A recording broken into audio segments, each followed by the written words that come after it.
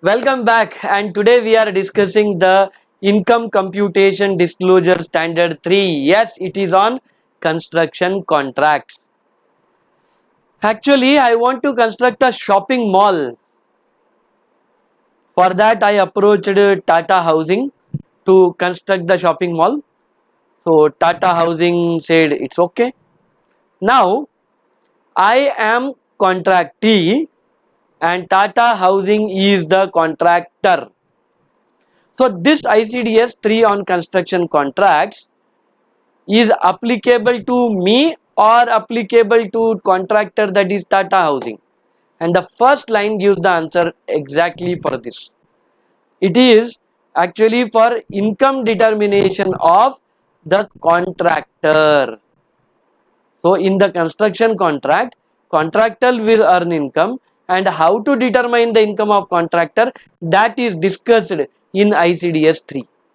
Now income determination for accounting purpose not covered here. Income determination for income tax purpose is covered here. Okay. So here Tata Housing's income is determined under ICDS 3 on construction contracts. Clear to all of you? Shall we go forward? Now the question arises, what is a construction contracts? I gave the offer that they should build a shopping complex for me or shopping mall for me. That means it is a particular building which I asked them to construct. Suppose I may give a land and I ask them to construct a township with all residential units, or I may even ask them that nearly 10 residential buildings, 2 gym clubs, like that I can say. So all these together become a construction contract. Now why? So basically construction contracts are for the construction of assets which are of similar nature, kind, functionality, using similar technology. They may be interrelated, interdependent also. Like example, when all the residents are living, then they have to do exercise, they want some health to be built, right? For that gym is also required, swimming pool also is required, right? So you have to understand that construction contract may be for a single asset or a group of assets. That group of assets may be interdependent or interrelated. Now I will tell you. Suppose one residential building I want to construct in Old City Uppuguda, another in Navi Mumbai. Now can these two become same contract? The answer is no. These two will not become. Why? Both are residential, sir. Both may be residential, but the place is totally different. So that's why it is not a single contract. They are two contracts. Suppose in Uppuguda nearby only 2 houses I am constructing. Both have same nature. Then yes, it will become a construction contract. I have laid down basically plottings I have done, and I am giving it to all the people. There I have given to the Tata Housing for construction of all similar units. Then all that similar units at same place, having same functionality, same technology, same features, same usage. Now it will become a construction contract. So never ever get confused, right? Now the services of architect, the project manager also come under construction contracts, because ultimately design has to be laid down, correct? Where the balcony should be there, how much the size of bathroom should be there, right? Where the lift should be there, where the parking should be there, how much space should be given. So architects, project managers are required. Architect will design, project manager will coordinate everything. So the services of all these people come under construction contract. Many of you may be thinking that construction contract only means construction. But I'll tell you, construction includes demolition. Yes, demolition contracts are also there, and that is also included in construction contracts. Yeah, one of my students' father was demolition contractor. Because suppose example an old outdated building is there, demolition has to be done, right? So that new building can be constructed. So that demolition contracts also cover under construction contracts. Now demolition doesn't just mean demolition. आए तोड़ फोड़ कर दिया खत्म चले गए ना, nothing like that. It is not just coming, breaking, destroying and going. It also includes, demolition also includes restoration of the asset. It also may include restoration of the environment. Right? Many a times what happens, lot of dust particles flow into the air because of the demolition. Certain machines are used so that dust particles can be absorbed from the space. So very important, demolition includes restoration of the asset and also include restoration of the environment. So we understood what is construction contract. Construction contracts include construction, include demolition, also include project manager and architect's services. Now, construction contracts can be entered into two different ways. One is fixed price contracts. As a retail person, if suppose I am constructing for my house, generally I don't want all the headache. So what I will go for? Fixed price contract. I want a building to be constructed as per a particular plan and I will give you 30 lakhs rupees, 50 lakhs rupees. Like that proper deals are done. These are called as fixed price contracts. Clear? Very good. Now sometimes the fixed price will be a single price for the whole building. Like I'll give you Mota Mati 30 lakhs rupees, you construct. Or they may say for SFT will charge you 1500 rupees. So if I have 1800 SFT, 1800 SFT into 1500 rupees. So like this per unit also it may be decided, or in totality it may be decided. This is fixed price construction contract. But suppose if the construction is going on for 2 years, 3 years, 5 years, 10 years, it's a long contract. Then in that contract they include something called as escalation clause. Now you may ask me, sir, what is this escalation? I'll tell you, don't worry. Escalation clause is basically sometimes suddenly the prices of the sand, cement, steel may increase. Suppose example, there is a fight between multiple countries and because of it, suddenly the prices of sand, steel, cement increased. Now the contractor cannot pay everything from his pocket, right? He should also survive. So if there is any abnormal increase in the prices of the materials or labors, then that additional increase, abnormal increase has to be paid by the contractee. So this type of escalation clauses are included in the fixed price contracts. Another type of contract through which we can enter into construction contracts is cost plus contracts. Now I will tell you one wonderful thing. If you are constructing house for you, always suggest you go for cost plus contract, don't go for fixed price contract.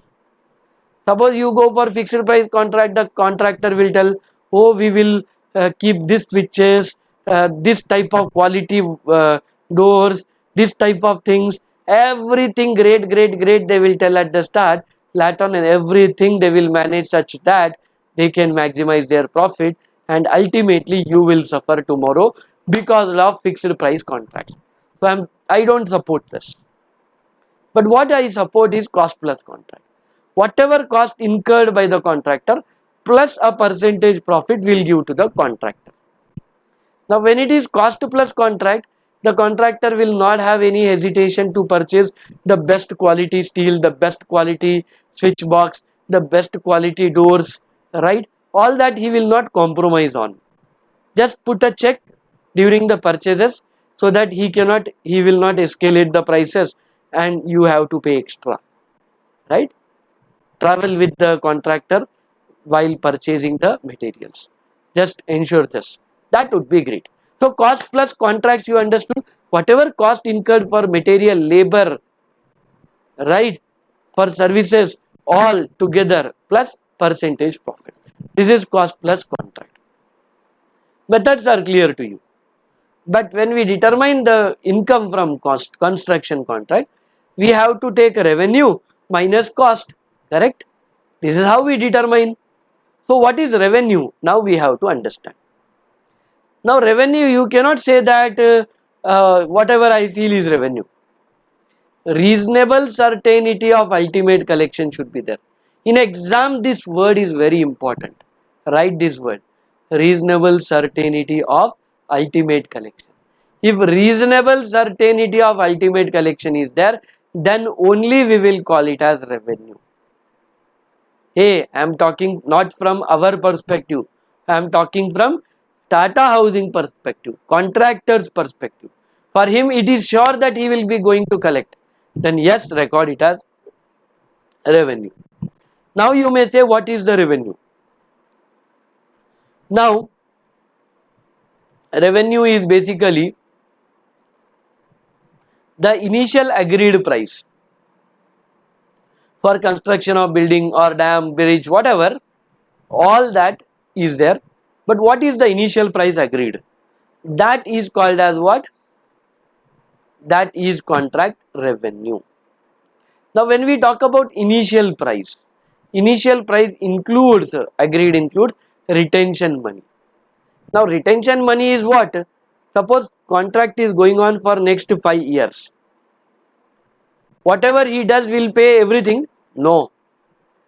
If suppose the contract price is suppose 5 crores, every year I have to pay 1 crore because it is going for 5 years. So I will not pay him 1 crore. I'll see is 1 crore worth work done. If yes, 80% of 1 crore, that is 80 lakhs only I'll pay. 20 lakhs I will retain. This ensures the contractor's seriousness in the work. And we will have control on him also. This is what the advantage of retention money. So contractor will retain the money and will pay this retention money only on complete work done and complete satisfaction as per the contractor's interest. If this is what done, then only we will say yes, it is perfectly fine. Any doubt? Very good, you understood.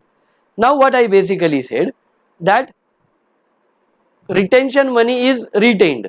So what they say, that contract revenue includes initial amount agreed including the retention money.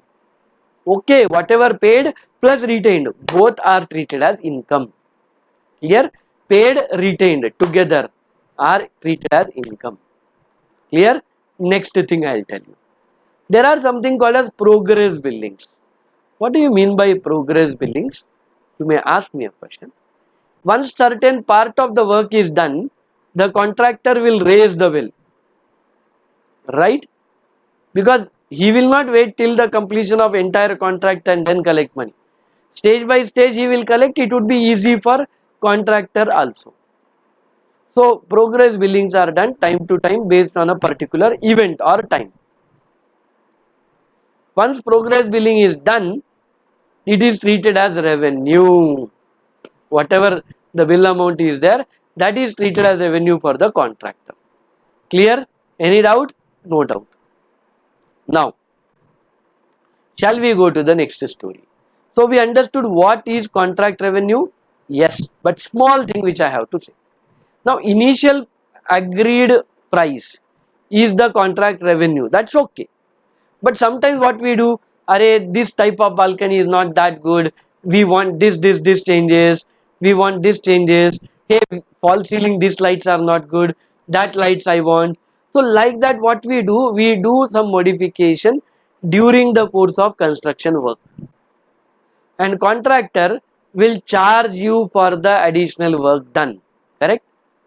Sometimes he may claim that साहब इतना ही नहीं होता, साहब उतना और होता, थोड़ा और देना. This much extra you have to give. So contractor may claim certain amount. There we have to pay. Sometimes what happens, we are so satisfied with his work that we give some incentives. So whether it is for the increased work, whether it is because of the contractor's claim, whether it is because of our happiness, and we are giving incentive to contractor, all that forms part of the contract revenue. All that forms part of contract revenue. Then what is contract cost? This is what the big question comes. Let us try to understand. Now I will tell you contract cost means what. Contract cost is basically, देखो, when building has to be constructed, the contractor has to purchase raw materials like sand, cement, bricks, correct? So these are what? These are that cost which directly relate to the specific contract. That these are the costs which directly relate to the specific cost. So these are called as contract costs. Okay, construction contract related costs. Yes, labor charges are also there, wages paid also there, right? Electricity spent at that time also there. All that comes under contract cost, which are directly attributable to a particular site or particular project. After that, now Tata Housing is not a small company, right? It has so many places where the work is going on. Sometimes we may need even cranes to do the work. We may use cranes in the construction work. So suppose at our side the crane was there for 3 months. So whatever depreciation is attributable per annum for the crane, whatever depreciation is attributable per annum for the crane into 3 by 12. Why I said into 3 by 12? Tell me. Because 3 months it was held with us, correct? Used for our site, right? So into 3 by 12 will become the cost of construction. Now these are the expenses which are attributable, which can be apportioned to the specific contracts. Okay, this should be considered. Then any other cost which the contractor want to charge, and as per the terms of the agreement, contractor has the right to charge. That is also included in the construction contract cost. Suppose as per the contract we agreed that contractor has to first construct the building, and once everything is done, then we will make the payment. In that case, the contractor has to take the loan and invest the money for construction, and when he takes the loan he has to pay interest. So whatever he is paying, that becomes the construction cost. But this I am not telling from ICDS 3. This is covered under borrowing cost ICDS. So ICDS on borrowing cost is, if any interest is paid by the contractor, not employer, contractor, for completing the contract construction, because the payment is going to be done later on, or whatever the case may be. If contractor is paying interest and that is related to a particular contract, construction contract, that interest will also be treated as cost. Now sometimes what happens, during the process of work, some scrap is realized, some scrap is generated, some wastage is generated, correct? And that wastage is sold by the contractor to recover the money. That waste is sold by the contractor to claim the money. So if this revenue is generated like this, then that revenue should be reduced from the cost. Suppose if it is related to material related scrap, so from material cost we will deduct that, right? This way we have to remember. So whenever there is a revenue which is incidental to the contract, which is a very small part of revenue, that will be reduced from the cost related to it. Clear? Yeah. Interest income is there. Suppose example, the contractor has taken the loan. Now entire amount is not used now. So he kept some money in the bank. On that he got interest, or invested in some securities. On that he got dividend. In some shares he got some dividend. So in that case what happens, that interest or dividend is income from other sources. Correct? Interest and dividend is income from other sources for the contractor. this interest and dividend will not form part of the contract revenue, right? That interest and dividend is because of the investment, that's why it will come under other sources, it is not contract revenue. Same with capital gains. If some capital assets are sold, of course it is taxable under capital gains chapter, but not taken here. Clear to all of you? This way we should understand the topic. Now there are some general management expenses. Like Tata Housing has its corporate office. Now corporate office staff salaries, director salaries, MD salary is there, maintenance is there. Can we assign that expenses to the particular contracts, particular construction sites? No, they are general management expenses. They cannot be directly attributable to a particular contract. So not apportionable. Basically what we do is, these are deductible in the P&L account if it is costing P&L account, from the costing P&L account, okay, but not apportioned to a particular contract site. Oh, I said accounting, right? In income tax, when we file the income tax returns, it is shown as a general expenses under section 36, 37, whatever the case may be, but don't allocate to a particular contract site. That's what I wanted to say. Clear? Understood? Chalo, very good. I feel you understood. Now what we need to understand, how actually the determination happens. Suppose a contract is going on for next 4 years, 5 years. What is the income? How to determine the income for the particular period? Suppose a contract has started in 2019 and it will end in 2025. So 1920, 2021, 21, 22, 22, 23, 23, 24, 24, 25. So many years are there. What is the income for 2021-22? What is the income for 22-23? Particularly, do we know? We don't know.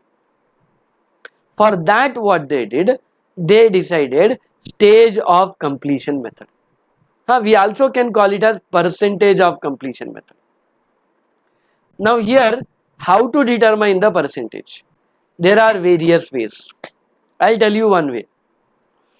One, we said 10 floors you have to construct. If suppose you construct 4 floors, 40% complete. Like that also we can decide. Or we will appoint a surveyor, a engineer, civil engineer, who are experts in construction. The contractor will appoint. He will certify that this much work is complete. So here we use the word work certified. Based on that we can make the payment. So what is important for us? How much work is done to determine percentage of completion method is important. Because based on how much percentage it is complete, the invoices, bills will be raised, and on that basis certain amount will be retained by contractee and balance will be paid. So whatever income for the particular period, that will be considered, calculated based on stage of completion method. Based on stage of completion method. Now can we do the changes to the method? I would strictly suggest no for a particular site. But still, if there is any change in the methods, the way in which the computation happens, same new method should be prospectively followed, and without a reasonable cause there should be no change. Without reasonable cause there should be no change. Suppose Tata Housing is there, Janapriya Housing is there, both of them come together and merge and create one company. In that case you may have to change the method based on the company's practices, policies. So change is okay, but follow it for some long period. That's what they said. And last one which I have to say is disclosure. Yes, income should be disclosed. From contract revenue, what is the income generated? What is the revenue? What is the method adopted? You followed fixed installment, fixed price method or cost plus method. Decide and communicate. Disclose what is the revenue, what is the profit, what is the cost. everything should be properly documented and disclosed to the income tax department. Are you able to understand what I said? Right? This way you should understand. So with this we understood the construction contracts. So demolition contracts also included, we remember. Project manager salary also, project manager's income, architect services, all are covered, we discussed. Two methods we discussed, fixed method, fixed cost method or costless method we discussed. Right? So many things we discussed.